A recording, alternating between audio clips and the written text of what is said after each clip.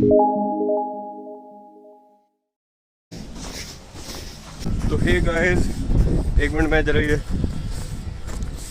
बर्फ़ के अंगारे क्रॉस कर लूँ। तो hey guys, welcome back to my channel. I hope all of you guys were doing बढ़िया। मैं बढ़िया हूँ। अभी आज टाइम हो रहा है 1:15 हो रहे हैं और दोपहर के ऑब्वियसली और मैं निकला हुआ हूँ जीवन का जो रिटर्न टेस्ट होता है वो देने के लिए। आज तो वेदर बहुत बेटर है, आज गर्म है। गर्म इन द सेंस आज पॉजिटिव में टेम्परेचर है। आज जब से मैं आया हूँ 1 महीने से ज़्यादा हो गया मुझे, तो अब तक का सबसे गर्म वेदर है। और ये मेरी वो बस गई, कोई नहीं, अब अगली आएगी 1:30 बजे। 15 मिनट में अगली बस है। जब से आया हूँ तब से नेगेटिव में ही था। आज मिनिमम 1 डिग्रीज़ है और मैक्सिमम 3 डिग्रीज़ है। तो जा रहा हूँ मैं एग्ज़ाम देने रिटर्न वाला, और उसके लिए मुझे जो चाहिए होता है अपना, मैंने एक्सट्रैक्ट भी ले लिया है, DL वाला जो एक्सट्रैक्ट में लेके आया था इंडिया से मेरा। और उसके अलावा ओरिजिनल मेरा ड्राइविंग लाइसेंस, वो भी ज़रूरी है, वो भी चाहिए होता है। अलॉन्ग विद डैट पैसे ले लिए मैंने, वहाँ जो लगेंगे मैं बताऊँगा। तो चलते हैं। अरे यार, अब ये बस स्टॉप तो आ गया, अब इसमें ऐसे जाना पड़ेगा। आज ना पॉजिटिव में टेम्परेचर है ना, तो ये जो बर्फ़ जमी हुई है ये थोड़ी थोड़ी पिघलनी शुरू हो गई है। तो स्नो थोड़ी सी आइस बन जाती है, जब हार्ड हो जाती है तो फिर ये ऐसे फिसलती है। ये जो पार्ट है ये आइस वाला, ये पिघलने लग जाता है जब पॉजिटिव में टेम्परेचर जाता ना। नेगेटिव में जब तक होता है तब तक तो ये ऐसी की ऐसी जमी रहती है, बट अब आज के दिन जैसे ये पिघलनी शुरू हो जाएगी। तो आ गए अब स्टील्स है यहाँ पे, नाम जगह का नाम है स्टील्स, ब्रैम्पटन में। तो वहाँ पे है वो जहाँ पे हमने ड्राइविंग का अपना टेस्ट देना है। तो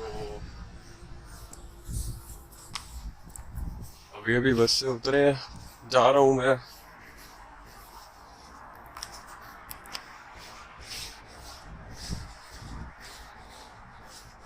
मैं एक दिन पहले भी आया था, बट उस दिन तो बहुत लंबी लाइन लगी हुई थी। आज देखते हैं क्या कंडीशन है। आई होप ज़्यादा बड़ी लाइन ना हो और बंद होने से पहले मेरा नंबर आ जाए।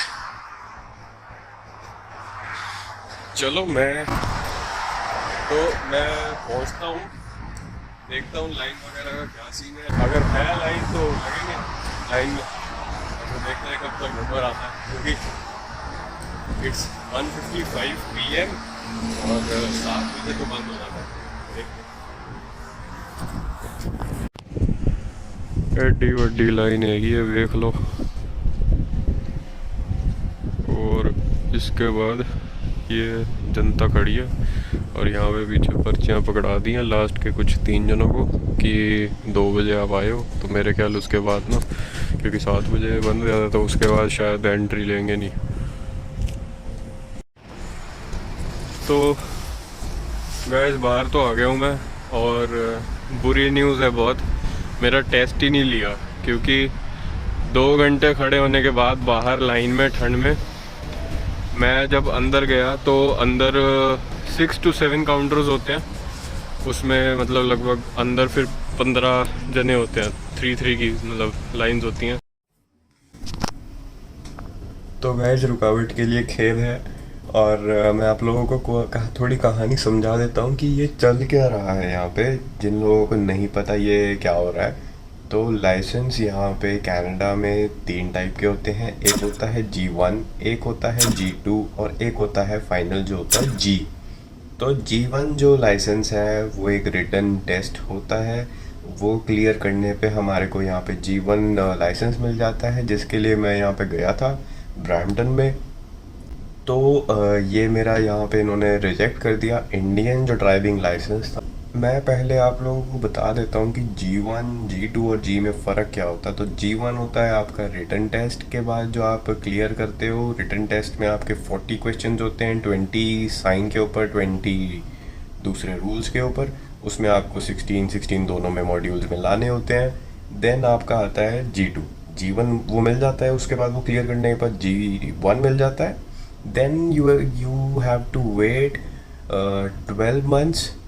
और एक आपके पास ऑप्शन होता है कि 8 मंथ भी आप वेट कर सकते हो अगर आप किसी गवर्नमेंट अप्रूव्ड कोई जो एजेंसीज होती हैं उनके अगर अंडर आप लाइसेंस लेते हो, ड्राइविंग लाइसेंस, तो आपको वो अलाउ कर देते हैं कि आपको 8 मंथ्स के बाद भी आप G2 के लिए आप एग्ज़ाम अपीयर कर सकते हो, G2 के एग्ज़ाम के लिए।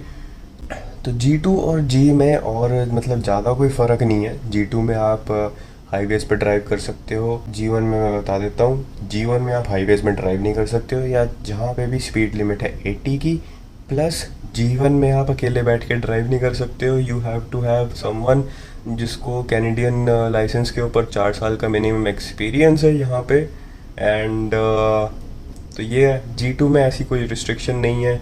G1 में आपको सिर्फ दिन में अलाउड है गाड़ी चलाना, रात को 12 बजे से सुबह के 5 बजे तक आप अलाउड नहीं हो G1 पे। G2 में आप वो भी कर सकते हो, हाईवेज पे भी चला सकते हो, अकेले चला सकते हो।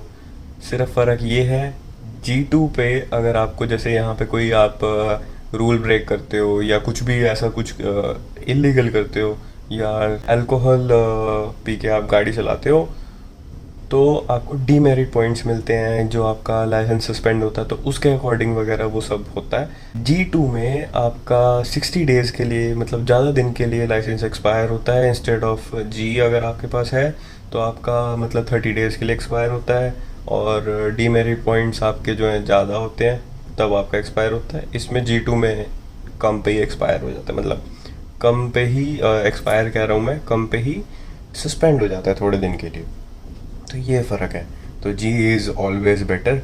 तो मुझे एक्सपीरियंस दिखाना था, बहुत ज़रूरी था, इसलिए मेरा जो यहाँ पे लाइसेंस रिजेक्ट हुआ, मैं उसके बाद भी एग्ज़ाम दे सकता था, बट मुझे एक्सपीरियंस दिखाना था।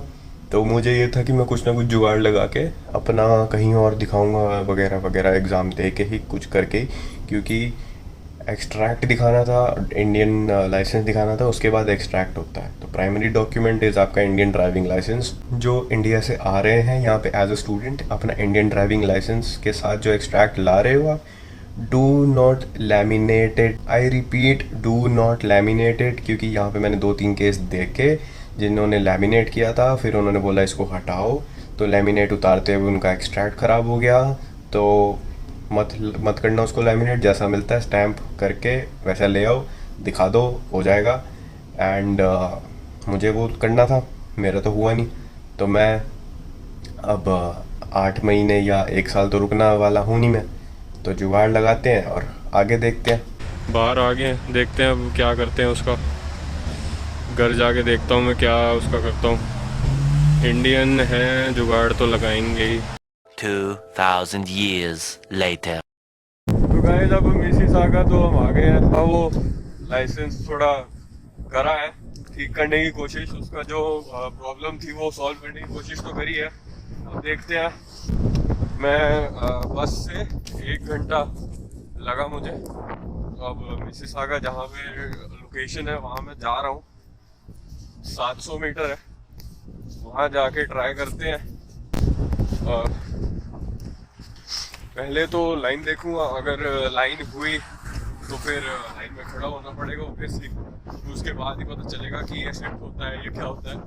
और अगर नहीं हुई तो अच्छी बात है, ऑन द स्पॉट पता चल जाएगा, नहीं तो टाइम वेस्ट होगा। देखते हैं, ट्राई करते हैं, अपना बेस्ट ट्राई करते हैं, बाकी देखते हैं, भगवान भरोसे।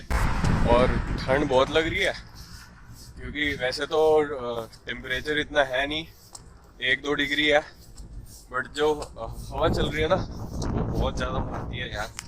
हवा बहुत ठंडी चल रही है, तेज चल रही है। तो ग्लव्स पहने नहीं हुए हैं, ग्लव्स पहनता हूँ, फिर उसके बाद ही ऐसे होगा। लो नज़ारा देख लो।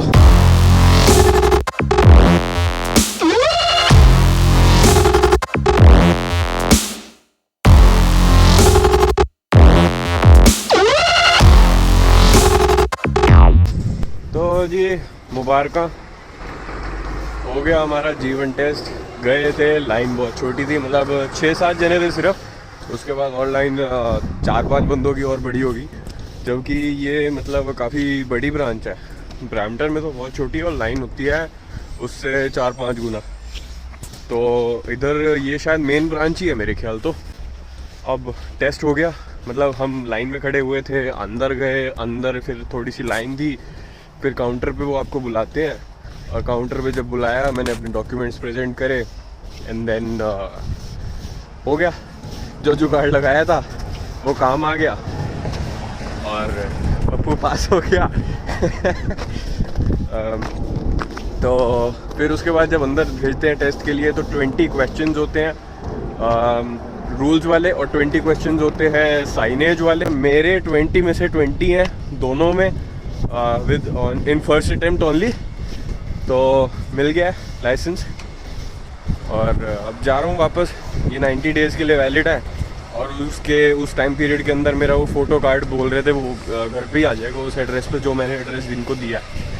तो मुबारक हो मुझे तो स्पेशली। और बस जा रहे हैं अब।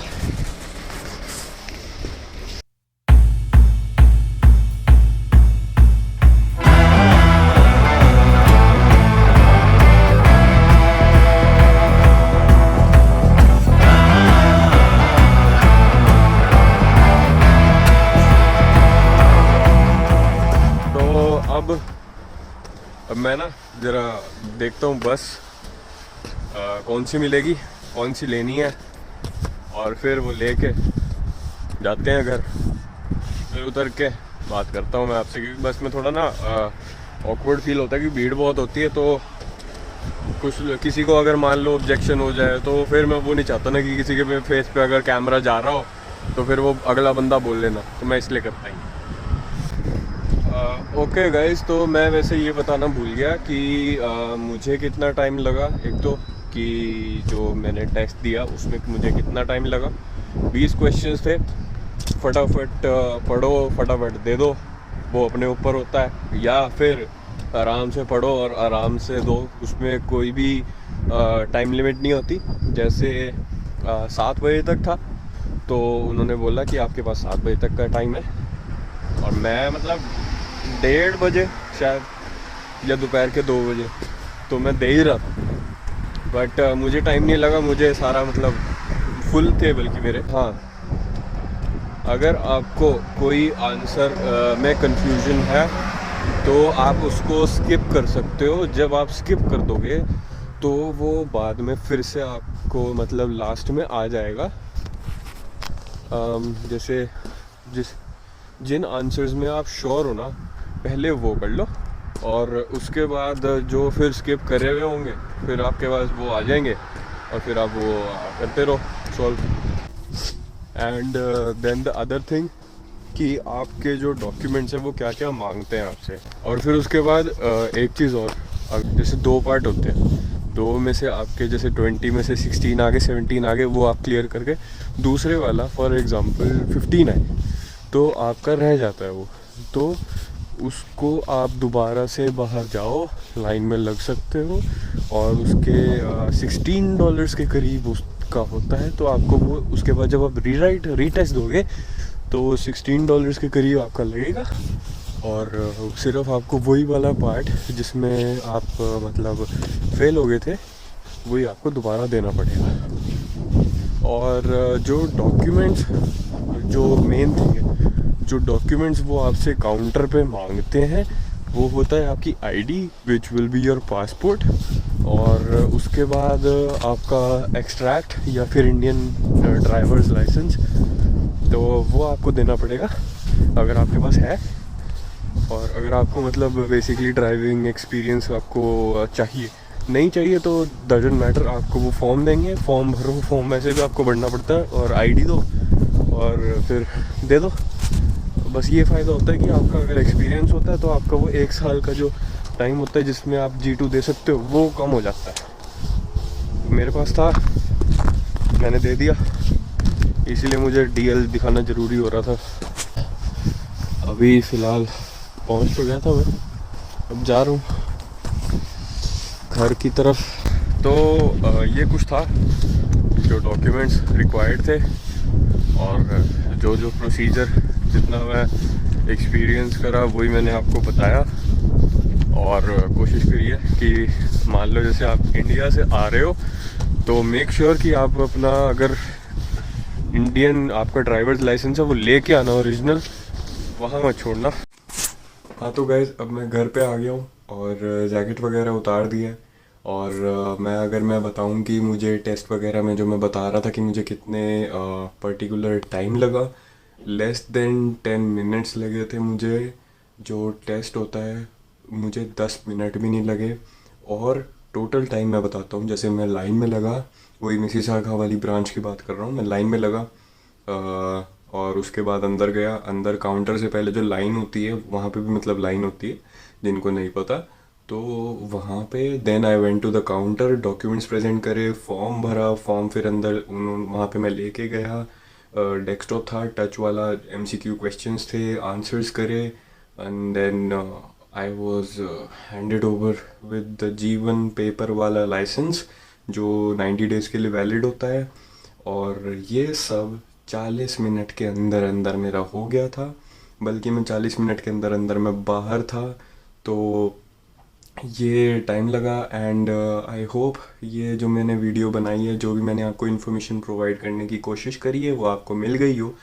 और अगर आप लोगों को ये वीडियो पसंद आई हो, कुछ भी इन्फॉर्मेशन मिली हो, वीडियो का कोई पार्ट मतलब आपको अच्छा लगा हो, तो वीडियो को लाइक ज़रूर कर देना और चैनल को सब्सक्राइब कर देना एंड नोटिफिकेशन बेल भी प्रेस कर देना, ताकि आपको आगे जो वीडियोस हमारी आने वाली हैं, जो इंफॉर्मेशनल वीडियोस हैं या कुछ ऐसे से रिलेटेड, इससे रिलेटेड आपको पता लग जाए और आप लोग वो देख सको। तो I will see you in the next video then, bye bye.